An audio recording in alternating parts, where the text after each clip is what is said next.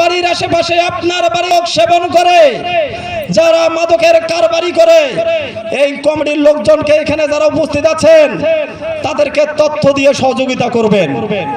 আমরা মূলত চেষ্টা করব ওই ব্যক্তিকে আমরা খুব সুন্দরভাবে তাকে বুঝিয়ে তাকে মানুষ হওয়ার পথে ফিরিয়ে আনতে।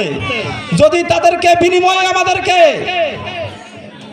তাকে যদি আমাদের কর্মসংস্থানের সুযোগ করে দেওয়ার পরিবেশ করতে হয় সেক্ষেত্রে আমরা রাজি আছি। কিন্তু এই বালাগ্রামে আমরা আর কাউকে মাদক সেবন করতে যেমন দেব না, ঠিক তেমনি আর কাউকে মাদক আমরা বিক্রি করতে দেব না। আমি উপস্থিত ছাত্র জনতার কাছে জানতে চাই, বালাগ্রাম থেকে কি মাদক উচ্ছেদ হবে? এই মাদক বালাগ্রাম থেকে দূর করব। তাহলে সকলে কাঁধে কাঁধ মিলিয়ে আমরা এই মাদকের বিরুদ্ধে রুখে দাঁড়াবো ইনশাআল্লাহ। জলঢাকা থানার অফিসার ইনচার্জ, জলঢাকা থানার অফিসার ইনচার্জ বাংলাদেশে একটা দৃষ্টান্ত স্থাপন করেছেন।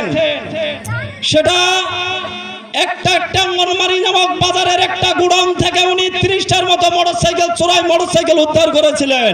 শাসনের লোক কোন অফিসার ইনচার্জ এই কাজটা করতে সক্ষম হয়েছে। আমরা দেখেছি ওসি যখন দায়িত্ব নিষ্ঠার সাথে তার সাহসিকতা দিয়ে বিভিন্ন মাদক কারবারি চোরাই কারবারিদের মোকাবেলা করছে, আমরা ঠিক তখন দেখতে পাচ্ছি একটা গোষ্ঠী তাদের দলকে ব্যবহার করে এই মাদক চোরদেরকে এখান থেকে সরে নেওয়ার জন্য দিন রাত উঠে পড়ে লেগে আছে। কিন্তু আমরা ছাত্র জনতার পক্ষ থেকে বলতে চাই, ওসি মহোদয়কে বলতে চাই, আপনার সাথে জলঢাকা উপজেলা তথা বালাগ্রামের ছাত্র জনতা আছে। যেখানে অপরাধ হবে আপনাকে সেখানেই হবে। আমরা কোন রাজনৈতিক